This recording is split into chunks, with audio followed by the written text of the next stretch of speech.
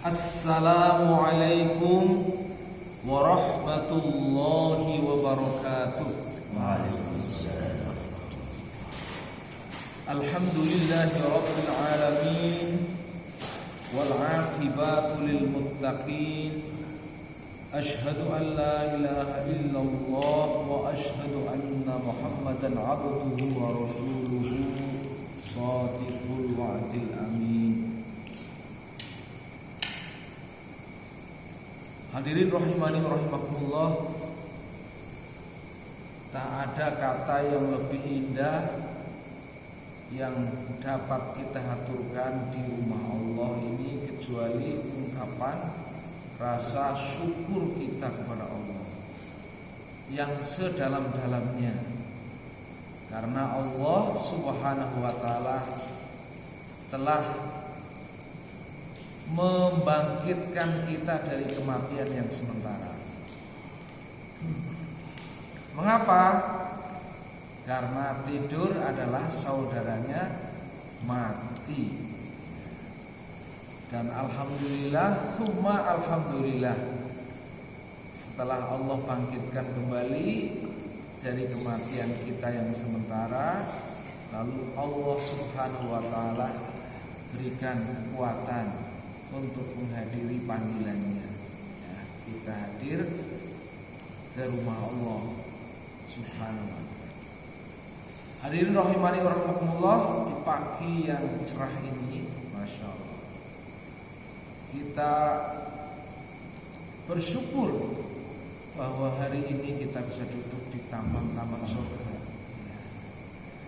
Ketika Rasulullah SAW bersabda kepada para sahabatnya, jika kalian melewati taman-taman surga, maka petiklah buahnya.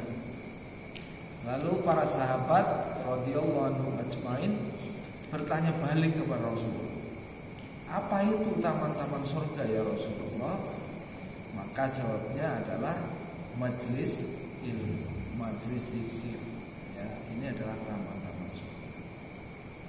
Hadirin rahimani rahimakumullah, Allah Subhanahu wa ta'ala berfirman dalam Al-Quran, dalam satu ayatnya, ya nanti dicari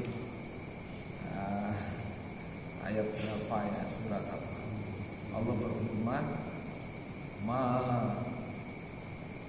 asobaka min hasanatin faminallah wa ma asobaka min sayyiatin wa min nafsik wa arsalnaka linnasi rasula wa kafa billahi syahida. Ya, ini juz 5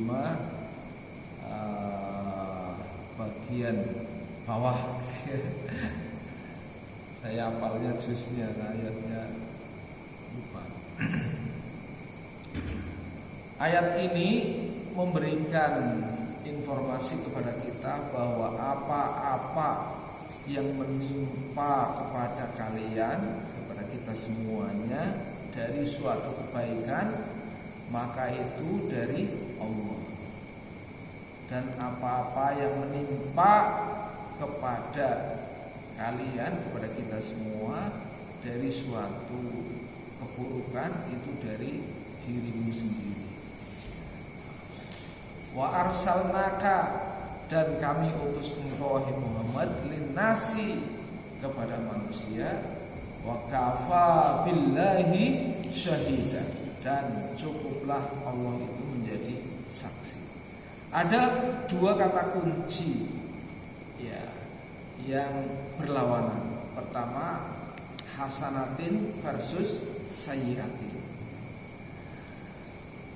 Hasanatin diakhiri dengan faminallah, sedangkan sayyiatin diakhiri dengan famin nafsi.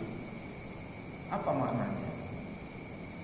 Bahwa peristiwa yang terjadi di alam dunia ini sebenarnya berkisar kepada dua hal, yaitu sesuatu yang baik yang dikehendaki oleh kita semuanya, dikehendaki oleh setiap manusia ya. Dan itu adalah datangnya dari Allah Subhanahu wa ta'ala. Mengapa? Karena Allah memiliki sifatus salam ya, assalam. Wallahu yad'u ila daris salam wa yahdihim ila siratim mustaqim. Allah itu menyeru kepada manusia kepada jalan keselamatan dan memberikan petunjuk kepada jalan yang lurus.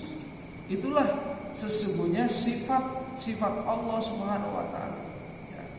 Allah tidak pernah mengajak manusia supaya berbuat buruk yang mencelakakan diri manusia itu sendiri, tidak pernah. Tetapi selalu menyeru kepada manusia kepada jalan yang benar, jalan keselamatan. Cuman ketika diseru kepada jalan keselamatan, manusia ada dua golongan.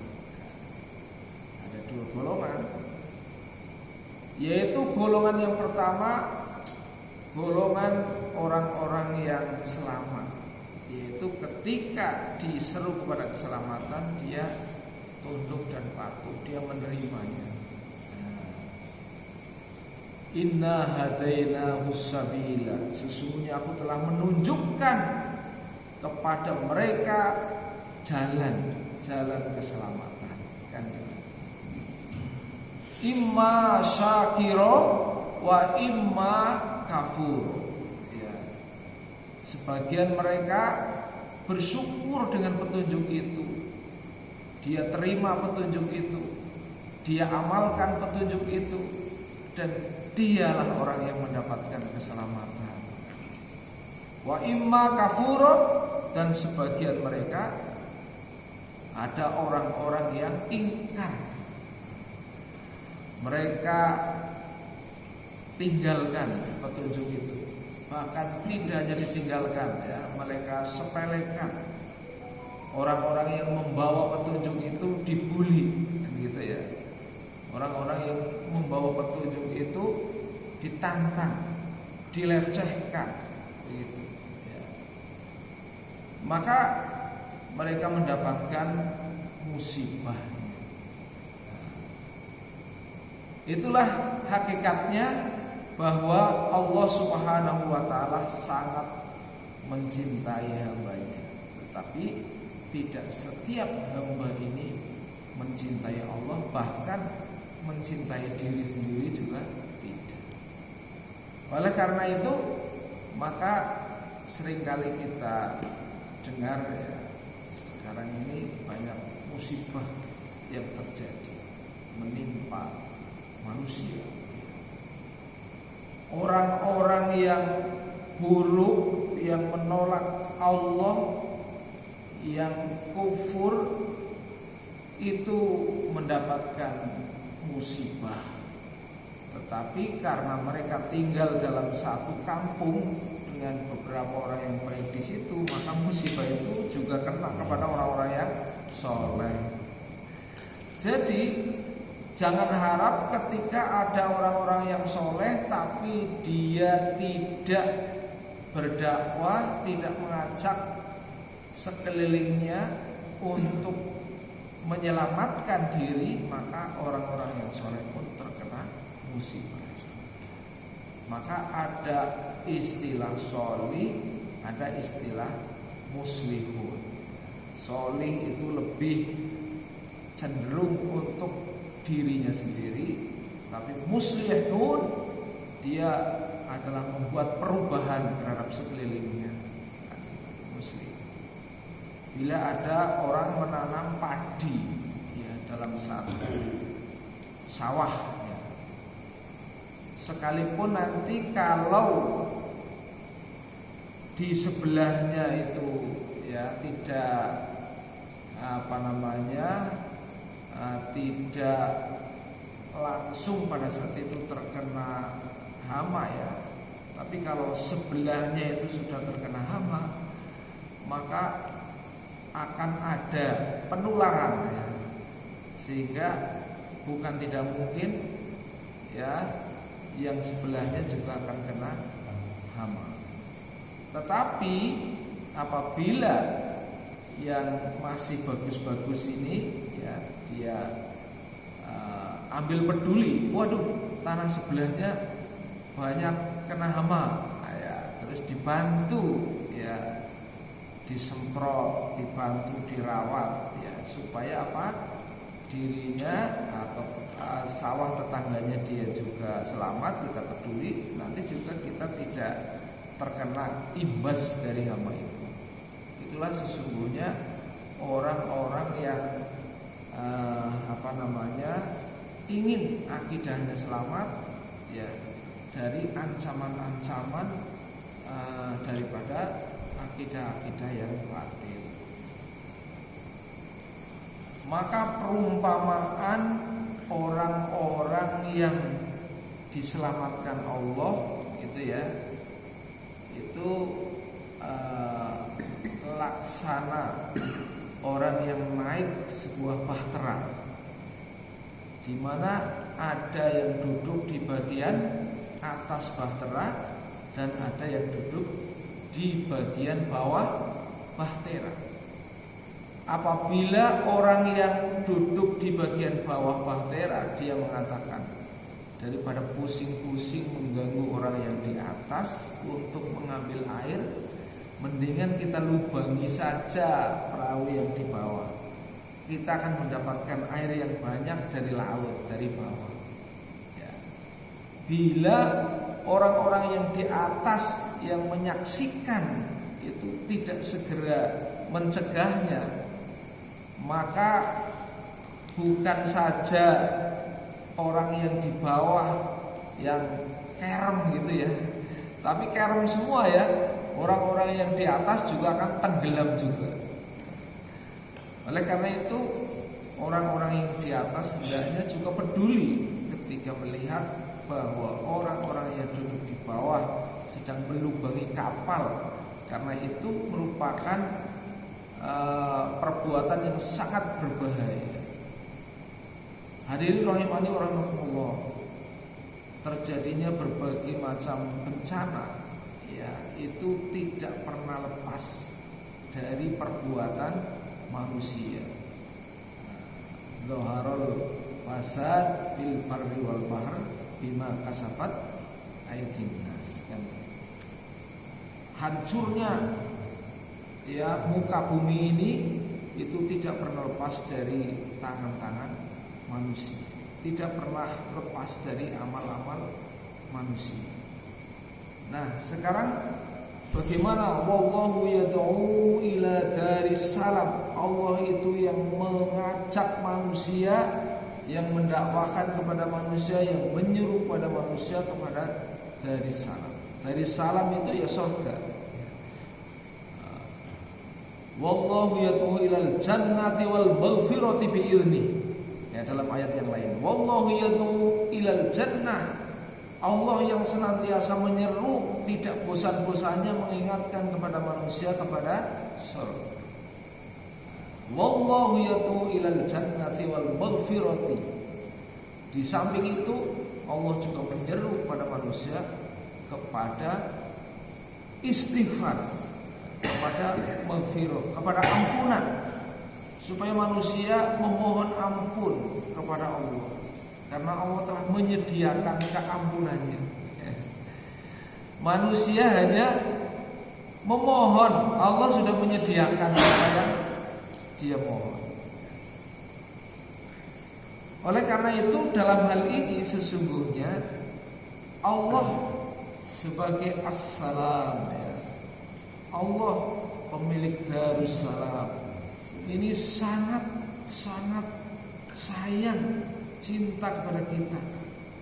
Sudah disediakan tempat yang istimewa ya, di surga. Cuman masalahnya ketika Allah menciptakan surga dan neraka, itu Allah Subhanahu wa taala memerintahkan kepada para malaikat, aku gawe surga, malaikat coba ditiliki gitu ya. Allah berfirman dalam hadis qudsi itu ya, aku telah menciptakan surga, para malaikat, ayo kamu tengok sana, lihat. Begitu malaikat telah melihat surga ini, ya, malaikat tertegun melihat keindahannya yang tak pernah terbesit dalam bayangannya, karena begitu indah dan luar biasa. Tak ada seorang pun yang tidak tertarik dengan surga. Pasti semuanya pengen masuk surga. Tetapi kemudian Allah Subhanahu wa ta'ala telah menutupi surga itu dengan perkara-perkara yang tidak disukai oleh hawa nafsu, ya. Maka dipagari surga ini dengan sholat, dipagari dengan zakat, dipagari dengan puasa, dipagari dengan jihad dan dakwah, dipagari dengan sedekah, dipagari. Banyak pagar-pagarnya itu ya. Maka kemudian Allah memerintahkan lagi kepada malaikat, coba sekarang ditengok, gitu ya. Setelah ditengok, malaikat begitu khawatir, ya, begitu khawatir. Lalu dia kembali kepada Allah, ya Allah, kalau begitu banyak penutup-penutup gitu ya surga ini, yang meliputi surga ini, ya, maka saya khawatir tidak ada orang yang bisa masuk ke dalam surga. Khawatir tidak ada yang tertarik dengan surga, gitu ya. Ini hadis qudsi. Hadirin rahimani wa rahimakumullah. Sehingga walaupun manusia diseru, ya, kepada jalan keselamatan, diseru dengan surga, diseru dengan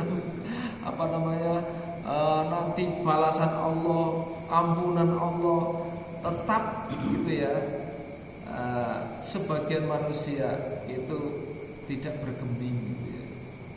Kemudian Allah Subhanahu wa ta'ala menciptakan neraka, dan Allah memerintahkan kepada malaikat, sekarang aku menciptakan neraka, coba kamu lihat.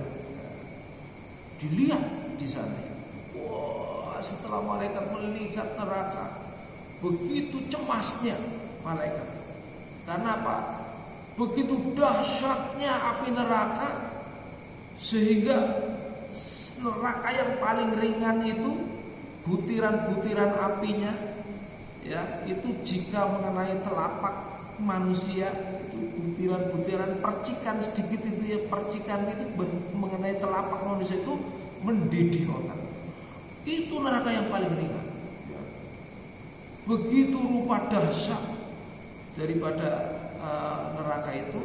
Kemudian malaikat menghadap kepada Allah lagi, ya Allah, sekiranya manusia melihat betapa dahsyatnya api neraka, maka pasti tidak ada orang yang sanggup untuk memasukinya, dan pasti mereka akan menghindarinya, kan gitu ya.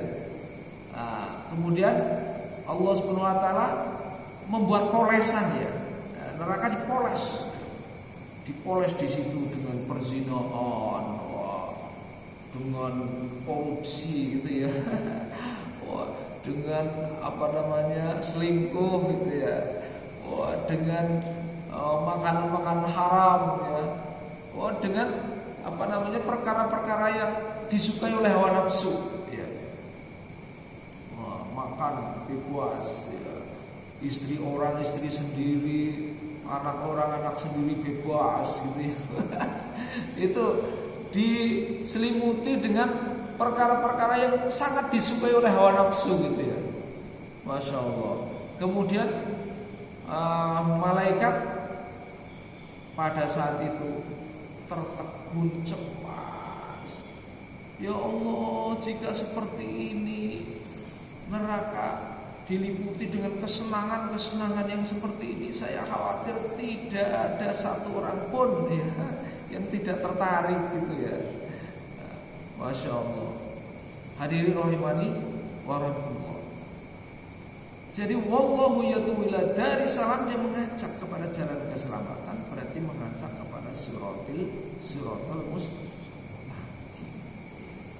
Nah, Tapi apa yang terjadi sekarang ini?